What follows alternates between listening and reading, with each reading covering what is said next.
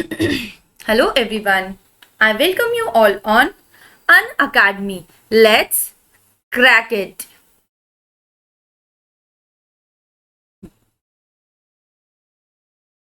आज हम देखेंगे question answers of federalism part 2। यहाँ पे मैंने वो सभी इंपॉर्टेंट क्वेश्चन आंसर्स बेटा इंक्लूड किए हैं जो आपके एग्जाम पॉइंट ऑफ व्यू से बहुत ज्यादा इंपॉर्टेंट है। एंड आई नो अभी तक सबने ऑलमोस्ट सब चैप्टर्स हो चुके होंगे, ऑब्वियसली सबने पढ़ रखा होगा। तो ये टाइम है आपके रिवीजन का। तो आप हर चीज को देखिए, समझिए, और फिर बाद में अगर आप उसका फिर आंसर दोगे तो देखिए चीजें आपको कितनी ज्यादा क्लियर होगी। और question answers obviously is very important part of the chapter, क्योंकि सारे चैप्टर में से क्वेश्चन आंसर्स ही तो आते हैं, कहीं से कुछ भी पूछ लेते हैं। तो चैप्टर्स आप लोग ने कर लिए हैं, तो अब हम जो क्वेश्चन आंसर्स है हम वो करने वाले हैं। As you all know, my name is कविता चौधरी। मैंने पोस्ट ग्रेजुएशन MA में किया है। Clear diploma in banking and finance last 1 साल से मैं पढ़ा रही हूँ। अब आप देखिए, ये जो मेरी लिंक है ये है मेरी अनअकैडमी की प्रोफाइल लिंक। अगर आप मेरे बारे में और जानना चाहते हो, मेरी लाइव क्लासेस में हिस्सा बनना चाहते हो, तो आपको क्या करना है, आपको जल्द से जल्द बस इसे लिंक को फॉलो करनी है। अनअकैडमी लर्नर्स आपको डाउनलोड करना है और वहां पे जाके आपको सिर्फ मुझे फॉलो करना है बस, और आपको कुछ भी नहीं करना है। और वहां पे जब भी लाइव क्लास होगी आपको तुरंत एक नोटिफिकेशन दिया जाएगा और आपको फिर मेरी लाइव क्लास में ज्वाइन होना पड़ेगा। एंड आई अश्योर यू बेटा, अगर आप एक बार ज्वाइन हो जाओगे या एक भी क्लास अगर आपने मेरी अटेंड कर ली, उसके बाद यू विल बी वेटिंग कि मैडम का नेक्स्ट क्लास कब आएगा। अब कोड, अगर आपको लाइव क्विज में पार्टिसिपेट करना है तो सबसे पहले आपको अनअकैडमी लर्नर्स ऐप को बेटा डाउनलोड करना पड़ेगा। अगर आप लर्नर्स ऐप को डाउनलोड करोगे तो फिर आपको वहां पे नीचे टेस्ट का ऑप्शन आएगा, फिर आप वहां से क्विज में पार्टिसिपेट कर सकते हो। बस टारगेट जो भी आपने सोचा है वो सब अचीव करने में बेटा I will help you like anything. आपको इतनी चीजें मैं करवा दूंगी, इतने क्वेश्चन आंसर्स, इतने चैप्टर्स, मतलब बाहर से नहीं, जो बुक के हैं वो ही, बट इतना अच्छे से करवा दूंगी कि आपको बिल्कुल टेंशन लेने की जरूरत ही नहीं है कि ये मुझे नहीं आता। क्यों? बिकॉज कविता मैडम ने आपको सब कुछ करा दिया है। तो टारगेट आपको अचीव करने में आई विल हेल्प यू पक्का। अब आप देखिए यहाँ पे सब सिर्फ आपको एक छोटी सी चीज लेनी है, that is only subscription. 9 to 12th अगर आप सब्सक्रिप्शन लोगे 12 महीने का, देखिए बेटा सिर्फ 15,000 है। Only 15,000 which is a very nominal price. अब इसमें आपको क्या क्या मिलेगा? सबसे पहले मिलेगा आपको लाइव क्लासेस, वो भी एकदम सभी सब्जेक्ट्स की। ओके, लाइव क्लासेस मिलेंगी सभी सब्जेक्ट्स की। वीकली क्विजेस होंगे। वीकली क्विजेस क्यों मैडम? ताकि बेटा आप अपनी ग्रोथ को इजीली देख पाओ कि हाँ भाई इतनी ग्रोथ मेरी हो रही है, तो वो आप देख पाओ। Okay, doubt solving class, obviously बच्चे हैं पढ़ेंगे, डाउट तो होगा ही, तो उसको क्या करना पड़ेगा, सॉल्व करना पड़ेगा। और ये कौन सॉल्व करेगा? ये सॉल्व करेंगे हम। प्रैक्टिस क्वेश्चंस, ऑब्वियसली ये आपके एनसीईआरटी से, आपकी जो बुक है उससे अलग आपको हम क्वेश्चंस देंगे, ताकि पूरा चैप्टर आपको ऐसे डाइजेस्ट हो जाए कि कोई भी कहीं कभी भी पूछे तो एकदम से आपके मुंह पे वो आंसर आ जाए। टेस्ट सीरीज, ऑब्वियसली इतना सब पढ़ा तो पता कैसे चलेगा कि हमें कितना आता है, तो वो पता चलेगा टेस्ट सीरीज से। अब आता है 9 to 12 आपका आइकॉनिक सब्सक्रिप्शन। ये तो बेस्ट है बेटा, बस इसे ले लो और फायदे देखो। सिर्फ कितना? 28,000 है इसकी अमाउंट। ओके, कितनी? 28,000, ओनली 28,000। इसमें आपको प्लस में क्या मिलेगा? India best educated interactive live classes, live test and quizzes and creative corner. Creative corner क्या है हम आगे देखेंगे। अब ये सारी चीजें तो बेटा आपको आइकॉनिक में भी मिलेगी। तो मैडम दोनों डिफरेंट कैसे हुआ? आइकॉनिक में आपको कुछ स्टार चीजें मिलेगी। स्टार बच्चों के लिए जिन्होंने आइकॉनिक लिया होगा उनको क्या मिलेगा? उनको मिलेगा एक पर्सनल मेंटर। मेंटर मतलब who will guide you for each and everything. आपको कोई वरी करने की जरूरत ही नहीं है। ओके, फिर है आपका लाइफ डाउट सॉल्यूशन। इसमें क्या होगा कि जो भी आपको प्रॉब्लम्स होगी, जो भी क्वेरीज होगी, इजीली सॉल्व हो जाएगी। पेरेंट कनेक्ट, हम आपके पेरेंट्स के साथ कनेक्ट करेंगे ताकि आपकी ग्रोथ हम उन्हें भी बता सके। आपको बस पढ़ना है, स्टडी हमारा काम है, आपको बिल्कुल टेंशन लेने की जरूरत नहीं है। अब देखिए बेटा, क्रिएटिव कॉर्नर। क्रिएटिव कॉर्नर में ये आपकी स्किल को क्या करेगा, डेवलप करेगा। जैसे कि किसी भी चीज में अगर आपको इंटरेस्ट है, we will be helping you उस चीज में और बेस्ट होने के लिए। हर वीक आपको एक नई से नई स्किल सिखाई जाएगी and it will be so amazing. को इतना मजा आएगा कि आप सोच नहीं सकते हो। और ये स्किल ऐसा नहीं है कि ओनली फॉर टाइम पास। अगर ये अपनी लाइफ में आगे आप बढ़ना चाहते हो तो ये स्किल्स के साथ में लेके आप बहुत इजीली आगे बढ़ सकते हो। ऑनगोइंग अभी हमारे बैचेस चल रहे हैं। देखिए सीबीएसई के 9th और 10th के सभी सब्जेक्ट्स के, इसमें आपको पूरा रिवीजन प्री बोर्ड से पहले खत्म हो जाएगा। तो जल्दी से जाओ बेटा, सब्सक्रिप्शन ले लो, कोई आपको टेंशन की जरूरत नहीं है। मंडे टू फ्राइडे आपकी क्लासेस होगी और सभी क्लासेस इंग्लिश और हिंदी दोनों में होने वाली है। और आपको नोट्स जैसे ही क्लास खत्म हुई आपको तुरंत नोट्स मिल जाएंगे। अब बस आपको एक चीज ध्यान रखना है, सब्सक्रिप्शन आई नो मेरे बच्चे ले लेंगे, आपको बस मेरा कोड इस्तेमाल करना है, दैट इज KAVITA कविता, जिसमें आपको 10% का क्या मिलेगा, डिस्काउंट मिलेगा। ओके, और एक बार सब्सक्रिप्शन ले ली तो आप सभी सब्जेक्ट्स को क्या कर सकते हो, एक्सेस कर सकते हो। आपको हर सब्जेक्ट के लिए बेटा अलग अलग लेने की जरूरत नहीं पड़ेगी। चलो जल्दी से दिमाग खोलो अपना, और हम फेडरलिज्म के पार्ट 2 में अभी पहुंचते हैं। Explain the language policy of India and how it is different from Sri Lanka. आपको लैंग्वेज पॉलिसी इंडिया की बतानी है और श्रीलंका से वो कैसे डिफरेंट है आपको वो बतानी है। ओके, अब यहाँ पे मैंने पूरा डिटेल में ही लिया है कि कहीं से कुछ भी अगर आए तो मेरे बच्चों को कहीं कोई प्रॉब्लम नहीं नहीं नहीं नहीं होनी चाहिए। Okay, let's start. A second test of Indian Federation is language policy। Second चीज जो है इंडियन फेडरेशन में वो है आपकी लैंग्वेज पॉलिसी। अब इसमें क्या है, our constitution did not give the status of national language to any one language. अब इसमें हमारा कॉन्स्टिट्यूशन ये नहीं बोलता है कि ये एक पर्टिकुलर लैंग्वेज है, ये हमारी इंपॉर्टेंट लैंग्वेज है, या ये नेशनल लैंग्वेज है, बिल्कुल भी नहीं। But Hindi was identified as the official language. But Hindi को आइडेंटिफाई किया गया था कि हाँ भाई हिंदी एक ऑफिशियल लैंग्वेज रख सकते हैं। क्यों? बिकॉज काफी मात्रा में जो लोग हैं काफी जगह में वो हिंदी को बोलते हैं। बट जब ये चीज देखी गई, but Hindi is the mother tongue of only 40% of Indians. पर अगर ऐसे देखा जाए और उन्हें सर्वे किया होगा, चीजों को ध्यान में रखा होगा, तो उन्हें पता चला कि सिर्फ 40% लोग हैं वो ही हिंदी को as a mother tongue use करते हैं।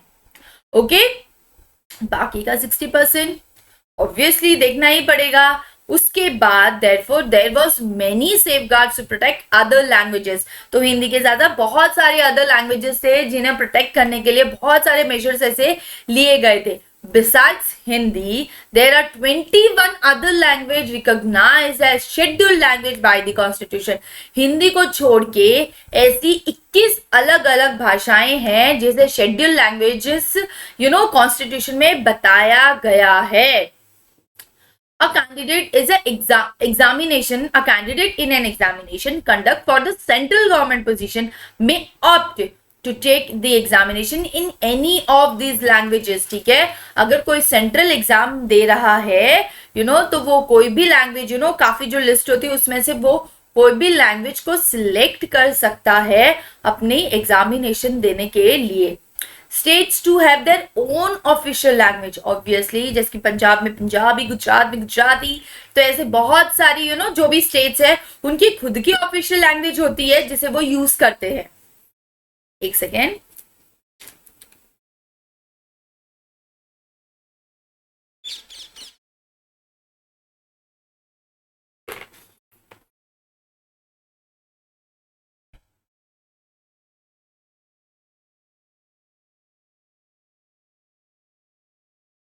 states too have their own official language, ये हमने देख लिया. Okay. Much of the government work take place in official language of the concerned state. ठीक है, अगर आप गुजरात से बिलोंग करते हो, पंजाब से बिलोंग करते हो, तो मोस्टली जो गवर्नमेंट के एग्जाम्स होती है, जो काम होता है, वो वहां के ऑफिशियल लैंग्वेज में होता ही है. क्यों? ताकि वहां पे रहने वाले सभी लोगों को एटलीस्ट वो जो लिखा है वो पढ़ा. इसलिए देखो बेटा, अगर आप किसी भी स्टेट में रहोगे, स्टेट बोर्ड से अगर आप पढ़ते हो, तो उनकी लैंग्वेज को पढ़ना एक इम्पॉर्टेंट सब्जेक्ट होता है. क्यों? बिकॉज अगर आप उस स्टेट में रहते हो तो आपको वो लैंग्वेज तो ऑब्वियसली आनी चाहिए. जो भी चीजें होती है वो उस लैंग्वेज में ही आती. जैसे कि सपोज मैं गुजरात से हूँ, तो जो भी चीजें आती है गुजराती में ही आएगी. तो अगर मैं यहाँ रहती हूँ तो मुझे ऑब्वियसली गुजराती आनी चाहिए. ठीक है, तो इसमें से देखो बेटा, आपको एक चीज ध्यान रखनी है. वन लाइनर आपका ये निकल सकता है कि कितने % लोग हैं जो हिंदी को as a mother tongue use करते हैं. तो वो ओनली 40% ऑफ इंडियंस. और कितनी हिंदी के अलावा अदर लैंग्वेजेस है जो कॉन्स्टिट्यूशन में बताई गई है, तो वो है 21 अदर लैंग्वेजेस. मेरे बच्चों को इतना तो याद हो जाएगा. ठीक है, क्योंकि मैडम ही इतना बोल देते हैं कि बस हमें तो याद हो ही जाता है. अब आया आपका Sri Lanka. Unlike Sri Lanka, the leaders of our country adopted a very cautious attitude in spreading the use of Hindi. Sri Lanka में आपने क्या बोला था, सिन्हाला जो हमने देखा था, वैसे ही हमारे कंट्री में भी जो लीडर्स थे उन्होंने अडॉप्ट किया कि हाँ भाई चलो हम भी हिंदी का यूज क्या करेंगे, यूज करना हम लोगों में एटीट्यूड लाएंगे, वो चीजों को स्प्रेड करेंगे कि लोग हिंदी का यूज करें. According to the constitution, the use of English for the official purpose was stopped in 1965.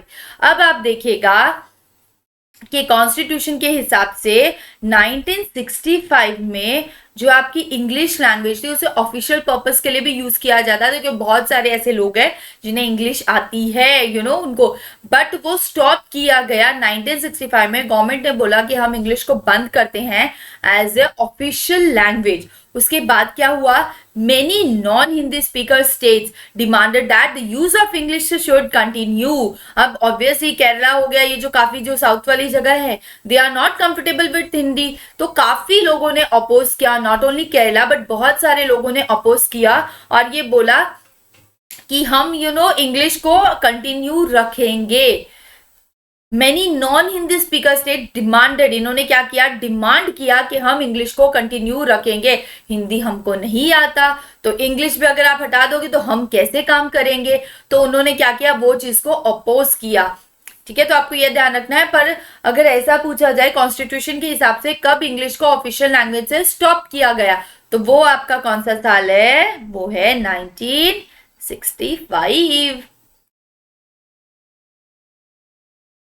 Okay, इसके बाद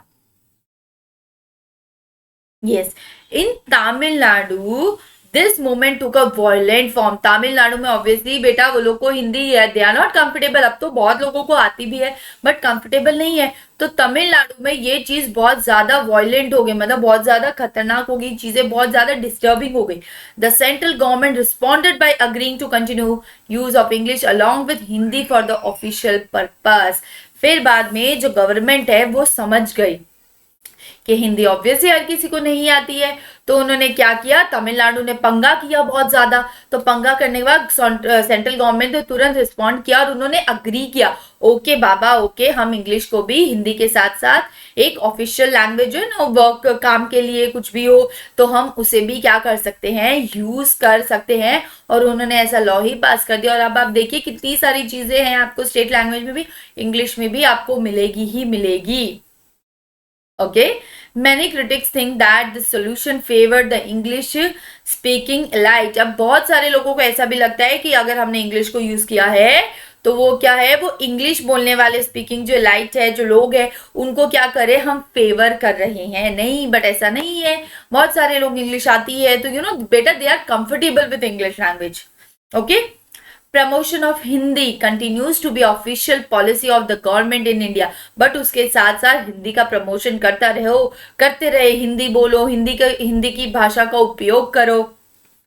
तो ये चीज का ऑफिशियली इस चीज का आप बोलो तो प्रमोशन होता रहा, लोगों को बोला गया कि आप हिंदी को ज्यादा इस्तेमाल करिए।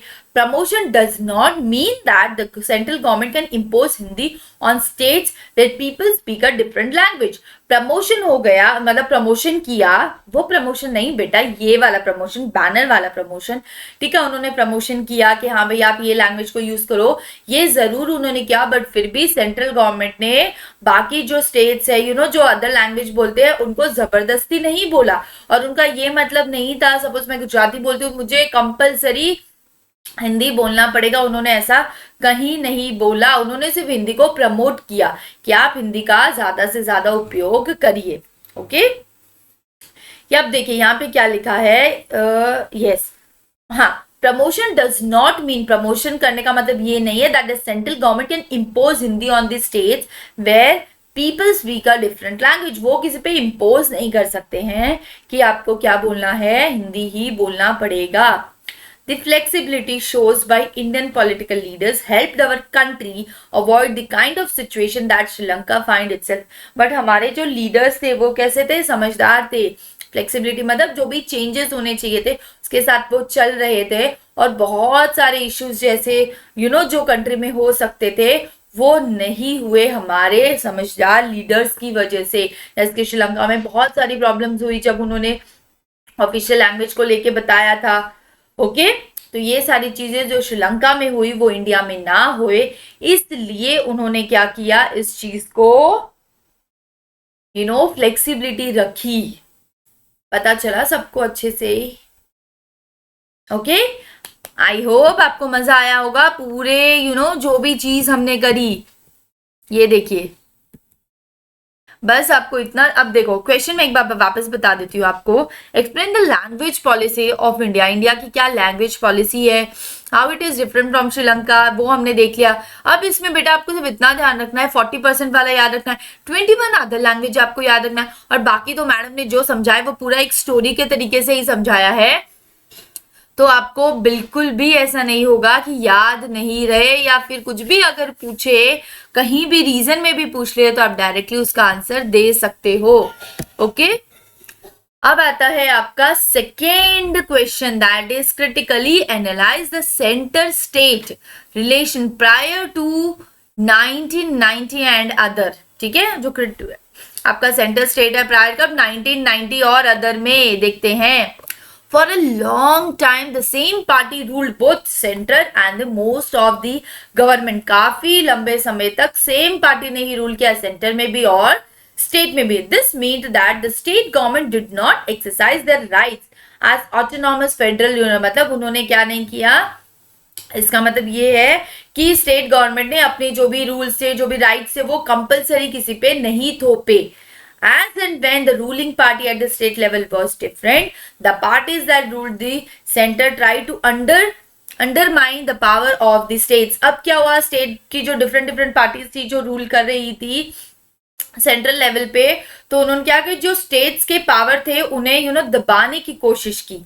In those days, the central government often misused the constitution to dismiss the state government that were controlled by the rival parties. अब इसमें ये बोला गया है कि उस टाइम पे जो सेंट्रल गवर्नमेंट थी वो थोड़ी सी टेढ़ी थी, और वो क्या करती थी, अपने कॉन्स्टिट्यूशन में जो भी राइट्स थी, जो भी चीजें थी, उसको मिसयूज करती थी, मतलब उसका गलत इस्तेमाल करती थी। क्यों? ताकि जो स्टेट गवर्नमेंट है उन्हें वो दबा सके, क्योंकि वो कौन सी पार्टी को कंट्रोल करते हैं, they are controlled by the rival parties. Opposing party जो होते थे, या आपको पता है अगर मुझे कोई पार्टी अच्छी लगती है और दूसरे को दूसरी अच्छी लगती है तो क्या होता है, वो एक क्योस हो जाता है, वो एक कॉन्फ्लिक्ट वाला जो सिचुएशन है वो आपको देखने को मिलेगा। ओके, तो इतना पता चला आपको। This undermined the spirit of federalism. इसके बाद से एक स्पिरिट आई आपके फेडरलिज्म की। All this changed significantly after 1919, और ये सभी चीजें चेंज हो गई 1990 के बाद। This period saw the rise of regional political parties in many states of the country. इस पीरियड में आपको देखा गया कि जो भी रीजनल पॉलिटिकल पार्टीज है वो क्या कर रही है, धीरे धीरे इंक्रीज हो रही है। ओके, क्या हुआ, इससे this lead to new culture of power sharing and respect for the autonomy of state government. इससे क्या हुआ, एक नया कल्चर आया, जैसे कि ऑब्वियसली नया कल्चर आया, जो जो लोग जहां जहां पे काम करते थे बेटा उन्हें रिस्पेक्ट दी गई। ओके, उन्हें रिस्पेक्ट दी गई कि हाँ भाई अगर स्टेट गवर्नमेंट अपने हिसाब से काम कर रहा है तो करने दो, जो जो चीजें उसके हक में आती है स्टेट गवर्नमेंट वो सभी काम इजीली कर सकता है। दस federal power sharing is more effective today than it was in earlier years after the constitution came into force। इसलिए आज अगर आप देखे जाओ तो फेडरल पावर शेयरिंग है ये बहुत ज्यादा इफेक्टिव है। इससे जो कंट्री है उसमें क्या रहती है, हारमोनी रहती है। हारमोनी मतलब शांति बनाए रखिए, वो वाला सीन रहता है जो कि आपको पहले देखने को नहीं मिलता था। बट बहुत सारी जो चीजें हैं वो कॉन्स्टिट्यूशन में भी क्या की गई, रखी गई। ओके, क्लियर सबको?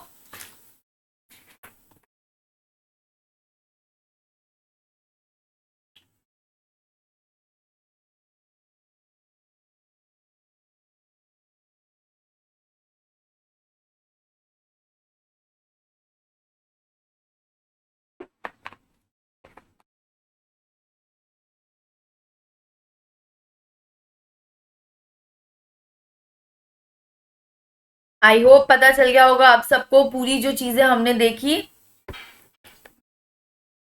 अब आपका है what is decentralisation, what is the importance of need for decentralization।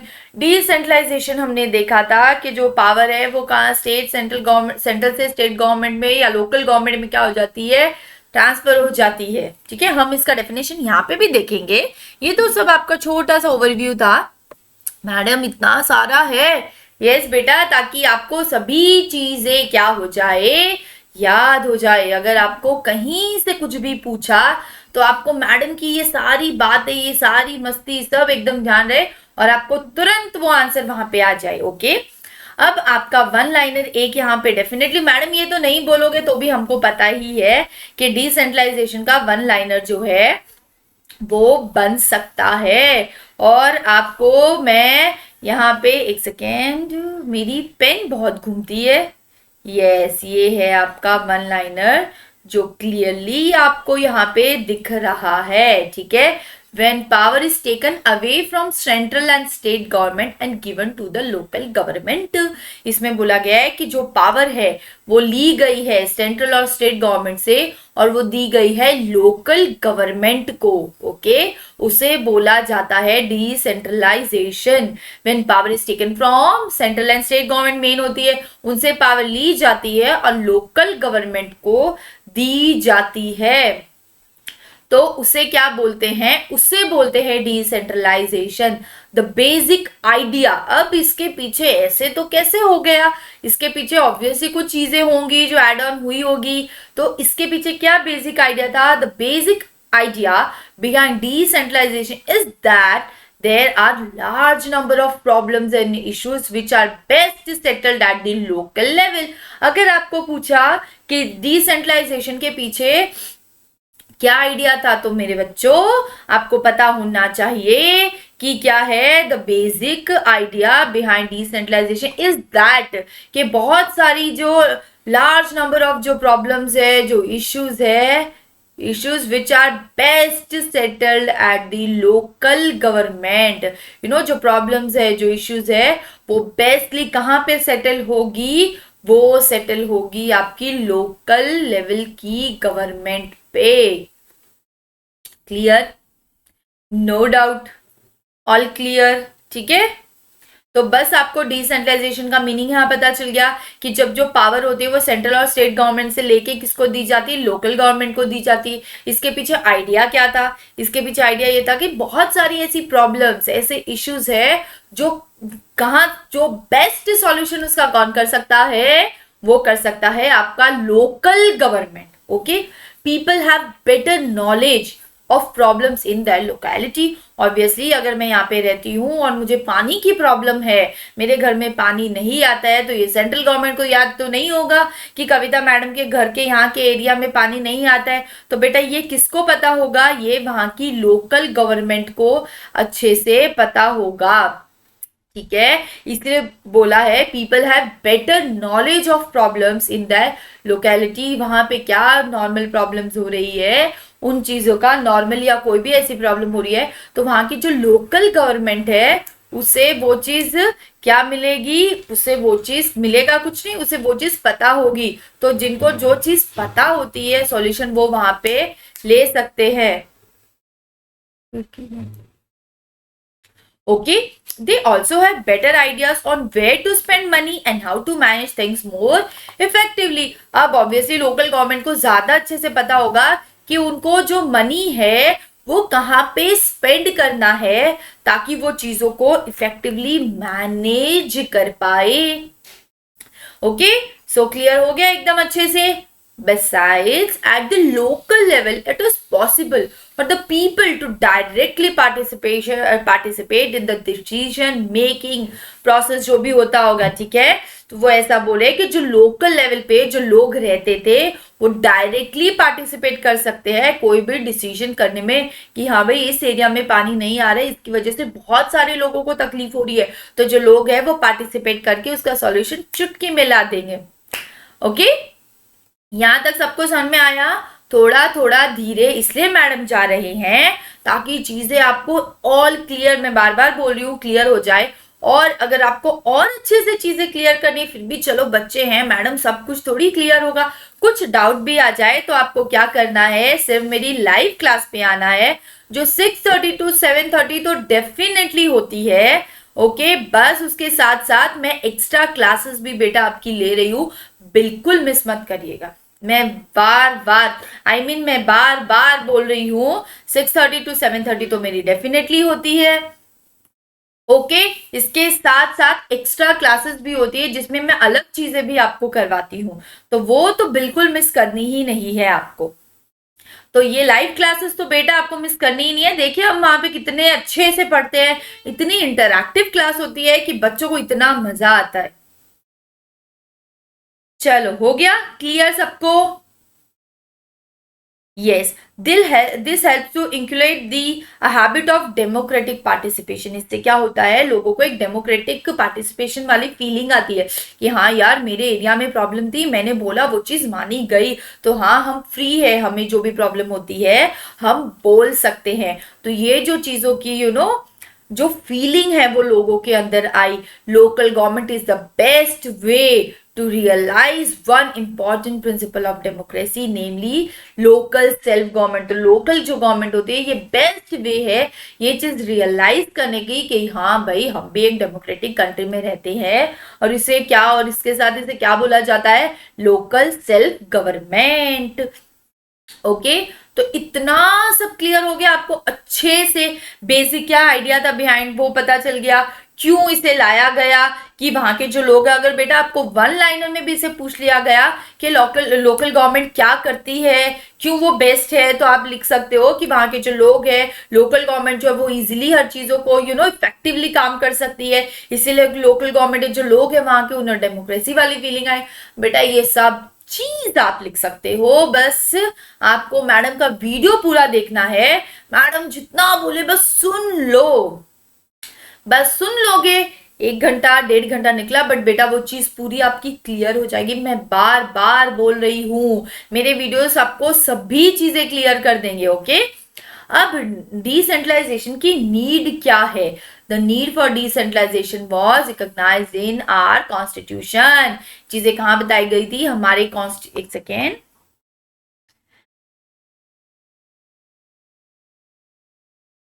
ठीक है, कहाँ बताई गई है, ये हमारे कॉन्स्टिट्यूशन में बताई गई है। Since then there have been several attempts to decentralise power to the level of villages and town. ये सारी चीजों के बाद बहुत सारे ऐसे अटेम्प्ट्स किए गए कि जो विलेज और टाउन के एरिया पे है कि डिसेंट्रलाइजेशन को फॉलो किया जाए। जैसे पंचायत इन विलेजेस, विलेजेस में क्या होती है, पंचायत होती है। मैंने आपको कल भी मैंने आपको कल भी बोला था कि पंचायत भी एक पार्ट आपका गवर्नमेंट का ही है, हर कोई नहीं पंचायत खड़ी कर सकता। ओके, वहां पे 5 लोग होते हैं और वो उनकी भी वोटिंग की जाती है। तो गांव में अगर कोई भी प्रॉब्लम्स होती है या कोई भी गांव के इश्यूज होते हैं उसे बोला जाता है, वो इंक्लूड होता है आपका पंचायत में। और म्युनिसिपैलिटीज जो होती है वो आपकी अर्बन एरियाज में आती है, जो हर स्टेट में क्या की गई है, सेटअप की गई है। ओके, जब बीएमसी, वीएमसी, एसएमसी, ये सारी क्या है, म्युनिसिपल कॉर्पोरेशंस है जो अपनी स्टेट के लिए काम करते हैं। एएमसी। ओके, चलो पता चल गया होगा ये तो सबको। आज तो मैडम का मूड भी बहुत अच्छा है पढ़ाने का, और मेरे बच्चों का और ज्यादा अच्छा है, क्योंकि ये सभी चीजें उनको, और आई नो बेटा आपने डेफिनेटली पढ़ के रखा होगा, बट ये सारी चीजें जो थोड़ा चैप्टर छोड़ दे, बुक्स को अगर हमने सपोज छोड़ दिया 10 दिन 15 दिन तो उसमें नहीं धूल जम जाती है, फिर हम कपड़ा लेके उसको साफ करते हैं, वैसे ही है ना आपके दिमाग पे ये चैप्टर याद है पर थोड़ी सी है ना उसके ऊपर एक लेयर बन गई है, बस मैडम उसको क्या थोड़ा थोड़ा थोड़ा थोड़ा साफ कर रही है, तो वो सभी एकदम फिर सब चमकने लगेगा, पूरा चैप्टर चमकेगा दिमाग में, और एग्जाम में तो चमकाने वाले हो ही आप लोग। but there was directly under the control of state यहाँ पे panchayat in villages and municipality in urban areas were set up in all states, सभी states में, but there was directly under the control of state government। but अगर ये देखा जाए तो ये सेंट्रल स्टेट गवर्नमेंट के अंडर की सेंट्रल स्टेट गवर्नमेंट के कंट्रोल में आता है। Election to this local government were not held regularly, ये जो इलेक्शंस होते हैं लोकल गवर्नमेंट के, ये रेगुलरली आपके नहीं किए जाते हैं। Local government did not have any power और resource of their own, but local government को कोई भी खुद का पावर नहीं है कि वो कोई भी जो डिसीजन को है वो अपने ले सके। क्यों? बिकॉज सेंट्रल गवर्नमेंट के अंडर उसे आना पड़ता है, और जो भी चीजें हैं बेटा वो सेंट्रल गवर्नमेंट के अंदर से ही उसे पास ऑन करनी पड़ती है। ओके,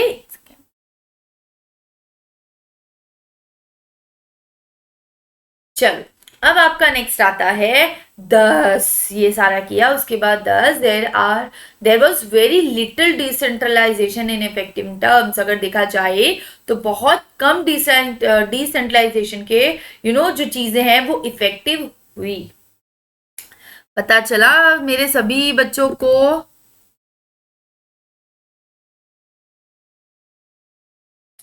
अच्छे से पता चला सबको?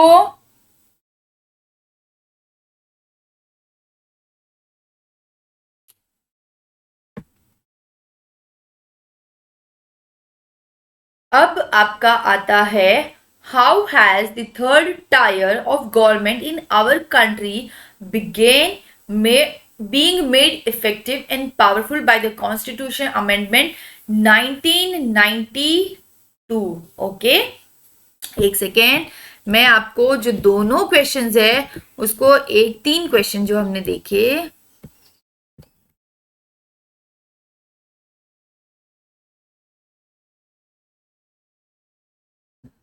Explain the language policy in India and how it is different from Sri Lanka, इसमें हमने ये सारी चीजें देख ली। ठीक है, फिर मैं वापस क्वेश्चन बोल रही हूँ ताकि आप कंफ्यूज ना हो जाओ क्रिटिकली। अब आपको है ना इसमें ऐसे याद रखना, लैंग्वेज पॉलिसी मतलब वो हिंदी वाला जो भी हुआ था वो सब आपको याद रखना है, तो आपको परसेंटेज आ जाएगी याद। Other official languages, other recognise languages याद आ जाएगी। फिर क्या क्या हुआ 1965 में, क्या हुआ था कि इंग्लिश को अपोज किया गया था कि आप उसे as a official language use नहीं कर सकते हो। फिर बाद में लोगों ने पंगे किए, दंगे किए तमिलनाडु में, फिर सेंट्रल गवर्नमेंट ने अग्री किया कि हाँ भाई चलो ठीक है, हिंदी के साथ साथ इंग्लिश को भी हम ऑफिशियल पर्पज के लिए यूज कर सकते हैं। ठीक है, तो ये आपको ध्यान रखना। अब आपने इसमें बोला है कि एनालाइज करेगा कि स्टेट रिलेशन 1990 से पहले कैसा था, तो ये हमने पूरा देखा कि पहले एक दूसरे की गवर्नमेंट क्या करती थी, एक दूसरे को दबाना चाहती थी, ताकि राइवल पार्टीज में है तो वो चाहते थे कि हम इन पे कुछ प्रेशर करें,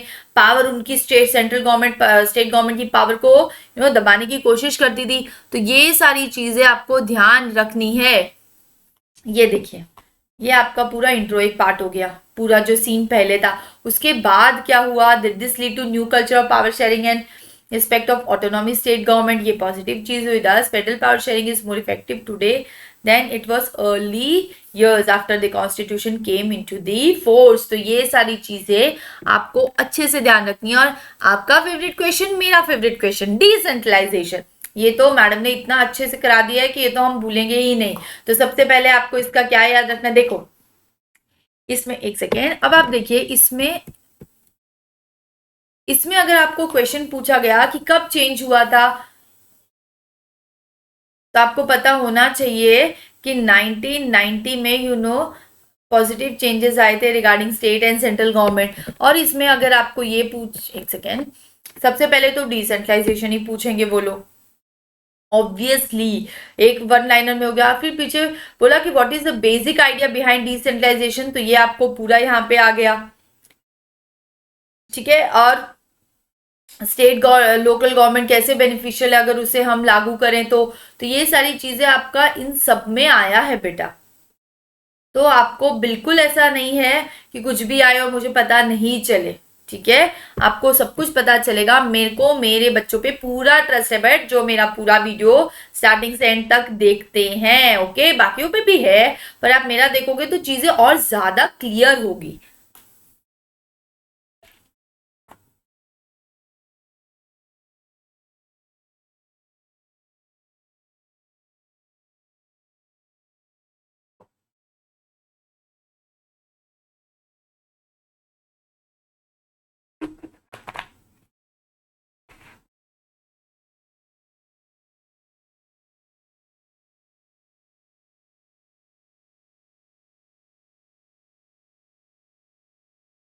ओके, तो ये आपको क्लियर हो गया जो 3 क्वेश्चंस हमने आगे करे वो। अब आता है how has the third tier of government in our country being made effective and powerful by constitutional amendment 1992। जो थर्ड टायर है गवर्नमेंट का हमारी कंट्री में, वो कैसे ज्यादा इफेक्टिव हुआ, पावरफुल हुआ जब 1992 का अमेंडमेंट किया गया। सबसे पहले a major steps toward decentralisation was taken in 1992। अब बेटा इसमें आपको क्या देखना है कि अगर आपको वन लाइनर में पूछ लिया कौन से साल में मेजर स्टेप्स लिए गए थे डिसेंट्रलाइजेशन के लिए, ओके, तो आपको ईयर याद रखना है, दैट इज 1992।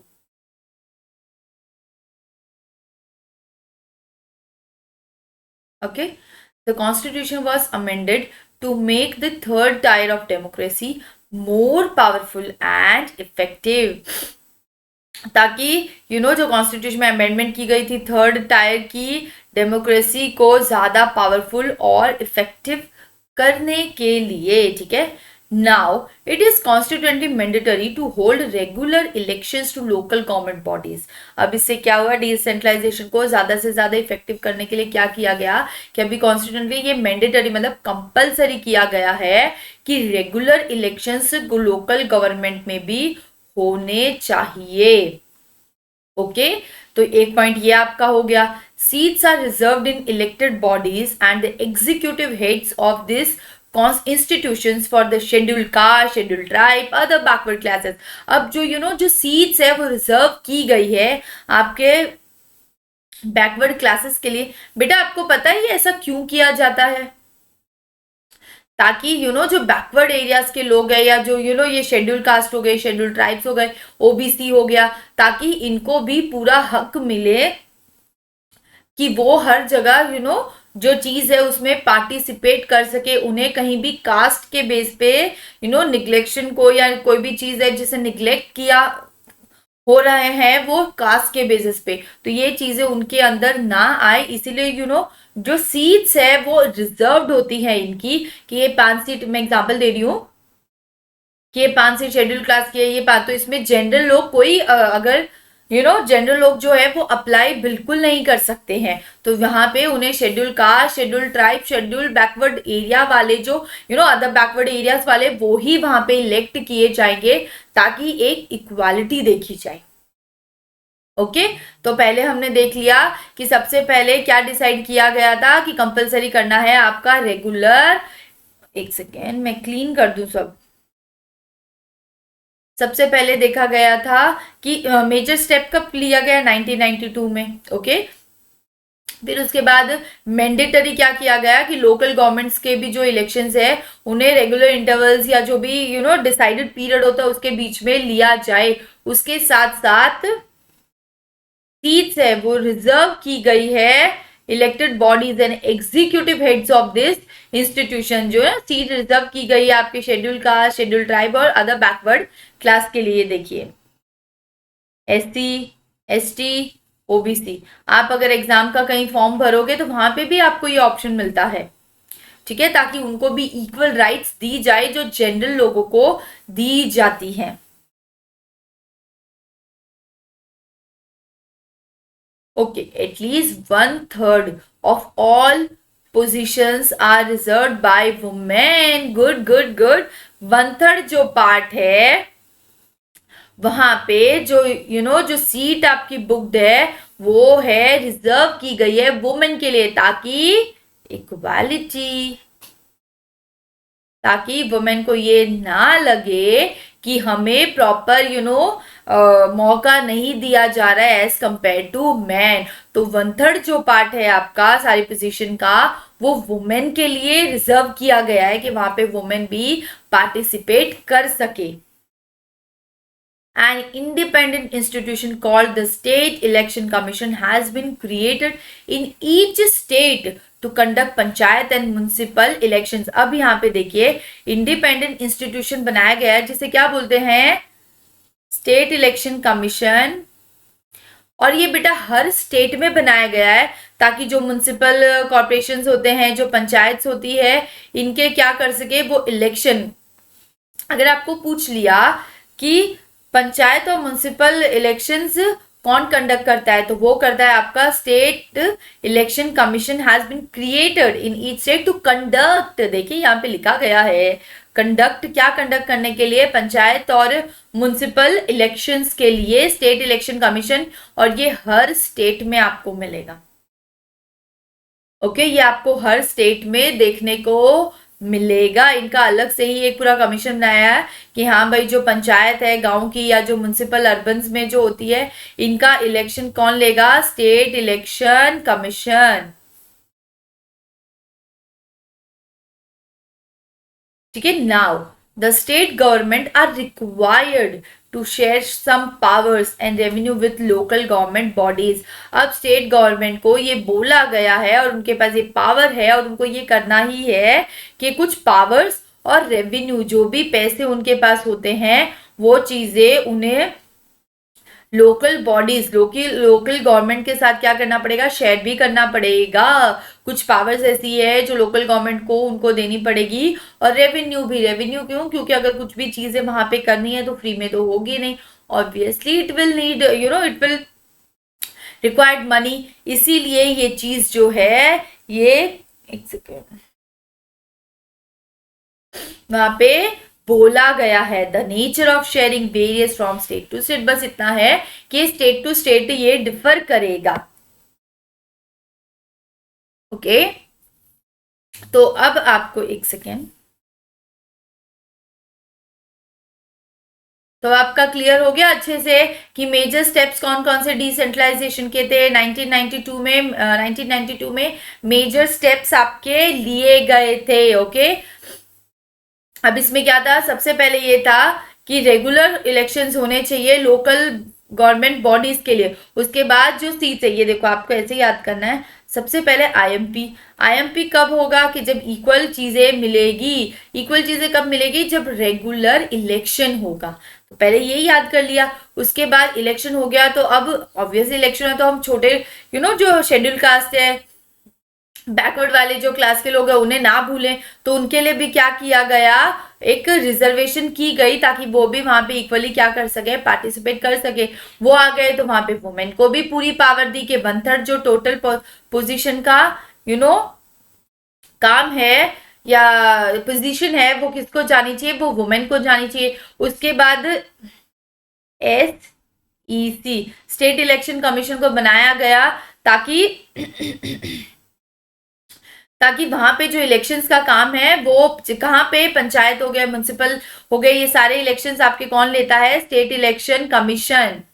लास्ट में the government gives are required to some power, ताकि इसके साथ साथ स्टेट गवर्नमेंट को अपने कुछ पावर्स और कुछ रेवेन्यूज लोकल गवर्नमेंट के साथ भी स्टेट नहीं, लोकल गवर्नमेंट के साथ भी क्या करने पड़ेंगे, शेयर उनको करने ही पड़ेंगे। और ये जो चीज है वो वेरी करती है स्टेट टू स्टेट। ओके, अभी तक मुझे जिसने फॉलो नहीं किया है ना अकेडमी पे, जाके पहले जल्दी से फॉलो कर दो आप लोग। और मैंने बार बार बोली हूँ 6:30 to 7:30 मेरी लाइव क्लास होती है बेटा, आपको उसमें जरूर जरूर पार्टिसिपेट करना है। और सब्सक्रिप्शन आपके पास अभी बहुत कम टाइम है और आपको बोनस मिल रहा है दिवाली का क्रिएटिव कॉर्नर, तो आपको जाके जल्द से जल्द सब्सक्रिप्शन भी ले लेना है। जैसे कि हमने देखा जो अमाउंट है बेटा वो बहुत मिनिमम है। ओके आपको बिल्कुल ऐसा नहीं है कि मुझे ज्यादा पे करना पड़ रहा है, नहीं नहीं, अमाउंट मिनिमम। और सारे इंडिया के बेस्ट एजुकेटर्स आपको पढ़ाएंगे और ज्यादा डिटेल में पढ़ाएंगे। हर चैप्टर के नोट्स मिलेंगे, 1 लाइनर 2 लाइन 3 मार्क्स वाले, 4 मार्क्स 5 मार्क्स, बेटा आपको सब कुछ मिलेगा। आपको सिर्फ हमारे साथ कोऑर्डिनेट करना होगा, सब्सक्रिप्शन लेनी होगी और सारी चीजें आपकी होती रहेगी, आपको बिल्कुल टेंशन लेने की जरूरत नहीं है। इसीलिए बोल रही हूँ क्रिएटिव कॉर्नर अभी मौका है, जल्दी से सब्सक्रिप्शन ले लो और क्रिएटिव कॉर्नर आपको फ्री मिलेगा, उसमें आप अपने स्किल्स को डेवलप कर सकते हो। ऑब्वियसली अगर सब्सक्रिप्शन लोगे तो मेरा कोड तो ऑब्वियसली मेरे बच्चे यूज करेंगे, दैट इज KAVIT कविता, और आपको 10% का क्या मिलेगा, एडिशनल, या फिर बोलो आपको डिस्काउंट मिलेगा। अब चले नेक्स्ट हमारी स्लाइड पे। देखो बार बार, एक सेकेंड, बार बार मैडम का कोड आ रहा है, मतलब मेरे बच्चे तो मेरा ही कोड यूज करेंगे। देखिए नीचे लिखा है फॉर 10% डिस्काउंट। डिस्काउंट सब्सक्रिप्शन तो लोगे ऑब्वियसली, अभी दिवाली का सीजन चल रहा है तो डिस्काउंट तो हमको भी मांगता है। तो आपको क्या मिलेगा, 10% का डिस्काउंट मिलेगा। बस आपको मैडम के लिए इतना करना है कि सिर्फ मैडम का आप नाम लिख दीजिएगा बस, और आपको कुछ करने की जरूरत नहीं है। अब अगर आपको पंचायत राज, पंचायत पे अगर आपको शॉर्ट नोट पूछ लिया और पूछा जा सकता है तो आप उसमें क्या लिखोगे, देखते हैं। सबसे पहले rural government is popularly known by the name Panchayati Raj.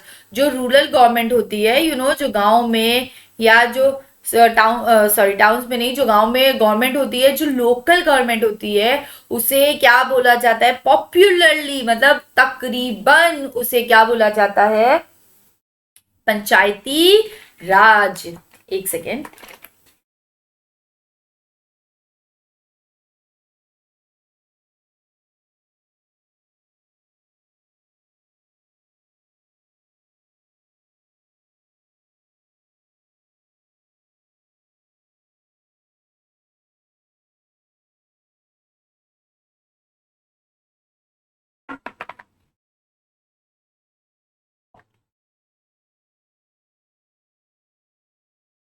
Okay.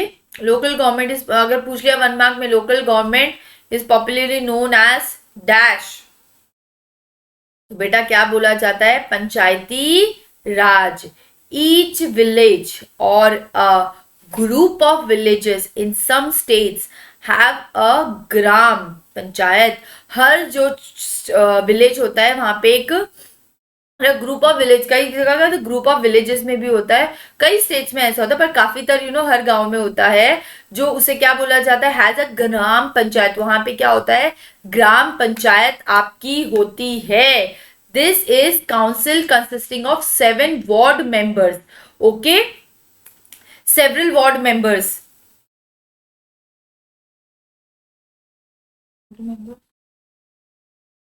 Ward member,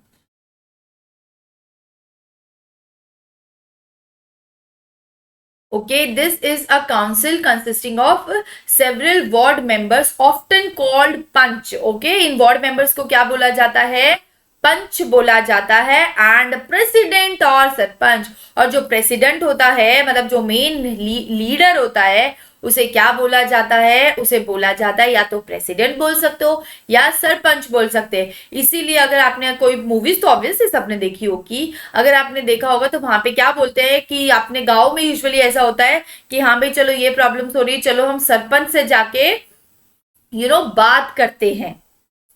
in ward members को यूजुअली क्या बोला जाता है? पंच बोला जाता है। और जो इसका प्रेसिडेंट होता है, जो मेन होता है, उसे बोला जाता है सरपंच। मतलब ये सभी पंचों का सर है, मेन है।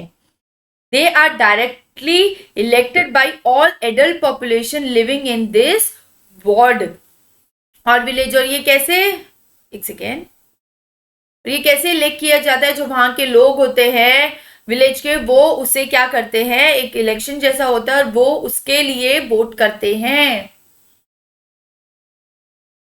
एडल्ट पॉपुलेशन बोला है, ठीक है।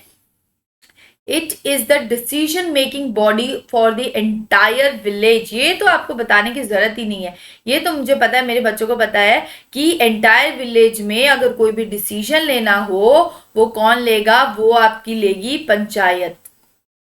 ओके, एक सेकेंड। ओके, पंचायत लेगी पूरे गांव के लिए। ऐसा नहीं है कि पर्टिकुलर नहीं, पूरे गांव के लिए कोई भी। और इन्होंने जो भी डिसीजन लिया है वो कोई उसको नकार नहीं सकता है, ठीक है। The panchayat works under the overall supervision of Gram Sabha. और ये काम करता है, ये किसके सुपरविजन में? मतलब इसको ऊपर से कौन देखता है? देखता है आपका ग्राम सभा। ओके, पता चला। देखो पंचायत में भी कितनी सारी चीजें हैं जो आपको ध्यान रखनी है। All the voters in the village are its member. जो वहां के सभी वोटर्स है जो वोट करते हैं वो सब क्या होते हैं? मेंबर्स होते हैं। It has to meet at least twice or thrice in a year to approve the annual budget of the Gram Panchayat and to review the performance of the Gram Panchayat। तो ये साल में आपको अगर ऐसा पूछ लिया, एक सेकेंड, कि जो सेंट्रल जो पंचायत के जो लोग होते हैं वो साल में कितनी बार मिलना चाहिए? तो एटलीस्ट ट्वाइस और थ्राइस, 2 से 3 बार उन्हें मिलना ही है साल में। क्या करने के लिए? अप्रूव करने के लिए annual budget of the Gram Panchayat. जो ग्राम पंचायत ने अप्रूव किया है, ओके, उसे। And to review the performance of the Gram Panchayat, ताकि ऑफ द ग्राम पंचायत मतलब जो काम कर रहे हैं गांव की जो पंचायत है वो कैसे काम करे, क्या परफॉर्म करे, क्या उनका रिव्यू है। इन सभी चीजों के लिए उनको साल में 2 बार तो बेटा मिलना ही पड़ेगा। क्यों? अगर मिलाप नहीं होगा तो प्रॉब्लम सॉल्व कैसे होगी? ठीक है, तो ये सारी चीजों का ध्यान रखना है। ओके, अब the local government structure goes right up to the district level. Okay, जो लोकल गवर्नमेंट होती है, ये जो भी चीजें है, ये डायरेक्टली कहाँ जाएगी? ये डायरेक्टली जाएगी आपके डिस्ट्रिक्ट लेवल पे। And few gram panchayat are grouped together to form what is usually called a panchayat samiti और ब्लॉक और मंडल। अब जब ये साथ में जो ग्राम वाले जो लोग होते हैं, जो पंचायत वाले के ग्रुप बनाते हैं, ये साथ में रहते हैं। इसे यूजुअल रहना मतलब वैसे रहना नहीं, जब कोई काम हो तो कोई भी चीज होती है, डिसीजन लेना होता है, तो ये सब मिलके करते हैं। तो उसे यूजुअली क्या बोला जाता है? उसे बोला जाता है पंचायत समिति। ओके, और ब्लॉक भी बोला जाता और मंडल भी बोला जाता है, ठीक है। अब आपको पता चल गया लोकल गवर्नमेंट जो है वो उसकी जो local government structure goes right up to, जो भी काम है वो डायरेक्टली आपका कहाँ जाएगा? डिस्ट्रिक्ट लेवल पे जाएगा। अ फ्यू ग्राम पंचायत ग्रुप, जो ग्राम पंचायत ग्रुप करते हैं और इन्हें क्या बोला जाता है? या पंचायत समिति बोला जाता है। या फिर आपको ऐसा पूछ लिया पंचायत समिति का अनदर नाम क्या है? What is the other name of panchayat समिति? तो आपको पता होना चाहिए, ब्लॉक भी बोल सकते हैं और मंडल भी बोल सकते हैं। The members of this representative body are elected by all the panchayat members in that area। अब इसमें बोला है कि जो members होते हैं, जो भी the members of this representatives, ये सारे किससे इलेक्ट होते हैं? Members of that area. वहां की जो एरिया मतलब वहां के जो लोग हैं वो इन सबको क्या करते हैं? इलेक्ट करते हैं। ऑल द पंचायत समितिस और mandals in a district come together constitute the Zila. इन सबको मिला के जो सारे पंचायत होते हैं वहां के, उन सबको मिला के क्या बोला जाता है? जिला मतलब डिस्ट्रिक्ट, परिषद जिला परिषद। ओके, जिला। एक सेकेंड।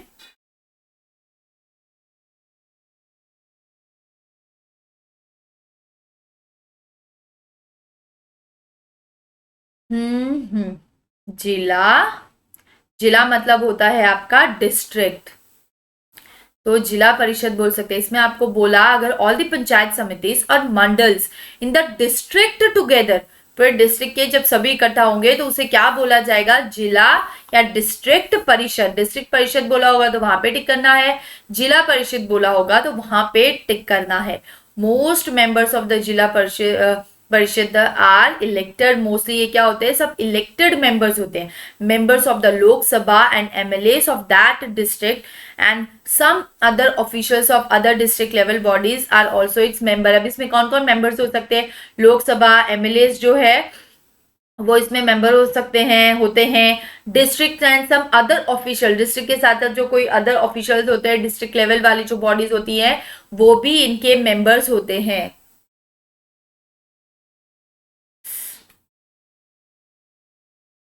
जिला परिषद chairman is the political head of जिला परिषद। अब जिला परिषद का जो चेयरमैन होता है वो कौन होता है? इज द पॉलिटिकल हेड, जो पॉलिटिकल हेड होता है जिला परिषद का। ओके, तो बेटा आपको आई रियली होप पूरा आपको अच्छे से पता चल गया होगा, कुछ भी ऐसा नहीं होगा जो आपको समझ में नहीं आया है।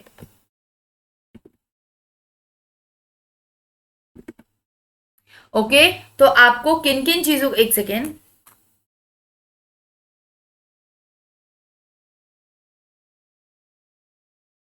मैं क्लीन कर दूं। अब इसके आपको मैं वन लाइनर्स बता देती हूँ कि वन लाइनर्स में क्या क्या आपको पूछ सकते हैं। बस ये हमारा लास्ट लास्ट था। Yes yes yes. अब बस जल्दी से सिर्फ एक बार हम ब्रशअप कर लेते हैं आपकी सभी चीजों को। पंचायत में जो चीज आती है, पंचायत राज हमने देख लिया। अब आपको सिर्फ इतना ध्यान रखना है कि पंचायत राज क्या होता है, क्या बोला जाता है। तो ये आपका 1 मार्क यहां से निकल गया। ओके, 1 मार्क आ गया। सेवरल वार्ड मेंबर्स को क्या बोला जाता है आपको पता चल गया, पंच। तो ये आपका आया 1 मार्क का क्वेश्चन। प्रेसिडेंट और जो जो मेन होता है पंच में, प्रेसिडेंट को क्या बोला जाता है? सरपंच।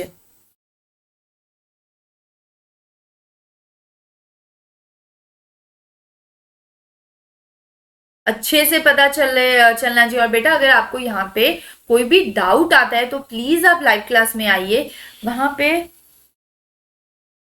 पे मुझे पूछिए, डेफिनेटली मैं आपको उसका आंसर दूंगी। ठीक है, क्लियर हो गया सबको? फिर बाद में आता है they are directly elected by population ward of villages. हाँ, ये आ गया। The panchayat works under the overall supervision of dash. किसके ओवरऑल सुपरविजन के अंडर वो काम करता है? तो सुपरविजन ऑफ ग्राम सभा। और हाँ, ऑब्वियसली 1 लाइनर में या फिर बोलो आपके 2 लाइनर में डायरेक्टली ये पता चल गया कि अगर उसमें पूछा गया कि ये जो मेंबर्स होते हैं इन्हें साल में कितनी बार मिलना चाहिए, तो एटलीस्ट 2 और थ्राइस। तो अगर 2 बोला हो, 1 बोला हो, ट्वाइस और थ्राइस, तो आपको पता होना चाहिए कितना? ट्वाइस और थ्राइस, 2 से 3 बार तो उनको मिलना ही है। या आपको फिलअप में पूछ सकते हैं डेफिनेटली बेटा। In a year to approve annual, और क्यों मिलना है तो आपको पता चलेगा, आपको पता होना चाहिए कि एनुअल बजट को क्या करने के लिए? अप्रूव करने के लिए। हो गए? अब आपको अगर पूछा जाए कि लोकल गवर्नमेंट का जो स्ट्रक्चर है वो कहां जाता है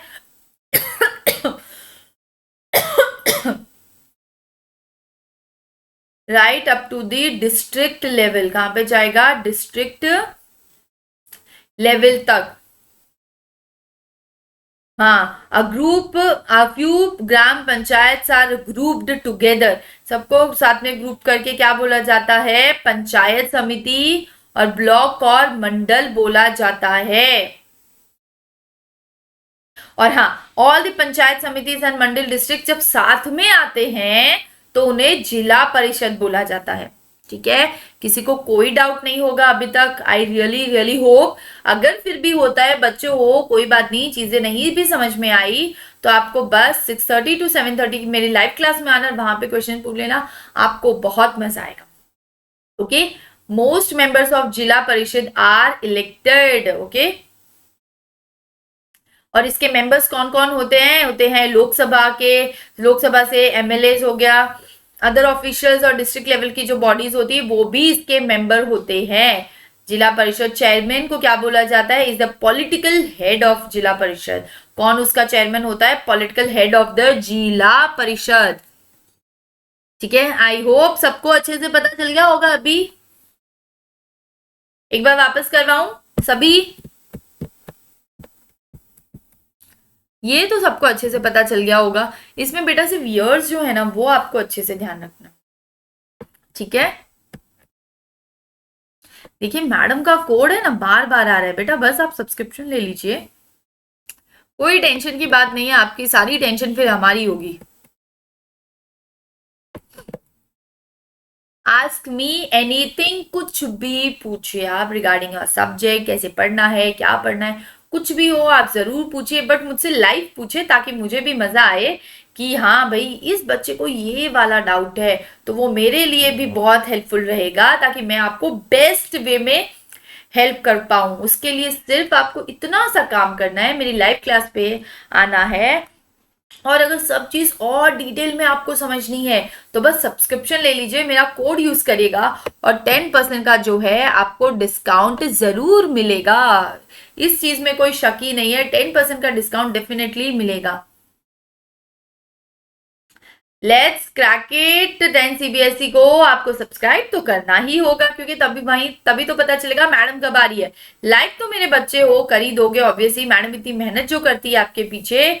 और बस मेरा कोड मत भूलिएगा, KAVITA कविता। बेल आइकन को ऐसे हिट कर दीजिएगा ताकि जो भी नई नोटिफिकेशन आए आपको डेफिनेटली पता चल जाए। ठीक है, और जो भी चीज आप चाहते हो मैं नेक्स्ट आपको पढ़ाऊं, उसके लिए आपको कमेंट तो करना ही होगा।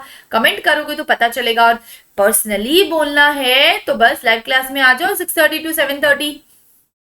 ज्वाइन अवर टेलीग्राम ग्रुप तो ज्वाइन करना है, जो भी अपडेट्स आएगी, जो भी अपकमिंग वीडियोस आएंगे उसकी सभी चीजें आपको यहाँ पे दी जाएगी। ओके, सारी इंफॉर्मेशन आपको यहाँ पे दी जाएगी। And have a very good day बेटा, see you in our next video. सब लोग अच्छे से मेहनत करिएगा। Okay, bye.